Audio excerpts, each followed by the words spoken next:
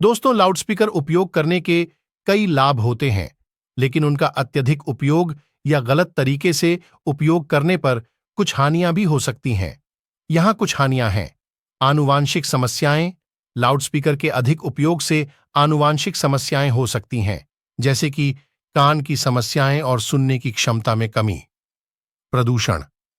अत्यधिक ध्वनि प्रदूषण का कारण बन सकता है, जो आसपासी लोगों के स्वास्थ्य को प्रभावित कर सकता है। अन्य उपयोगकर्ताओं के अवांछित आधिकारिकता। अत्यधिक ध्वनि अन्य उपयोगकर्ताओं के अवांछित आधिकारिकता को अपशब्द या अन्य आवाजों के रूप में प्रकट कर सकता है। संवेदनशीलता। अत्यधिक ध्वनि संवेदनशीलता को प्रभावित कर सकती है, जिससे लोगों को अपने आसपास के महत्वपूर्ण ध्यान देने में कठिनाई हो सकती है। यह सभी विभिन्न परिस्थितियों में लागू हो सकती हैं, लेकिन सावधानी पूर्वक उपयोग किया जाना चाहिए ताकि किसी भी हानि से बचा जा सके।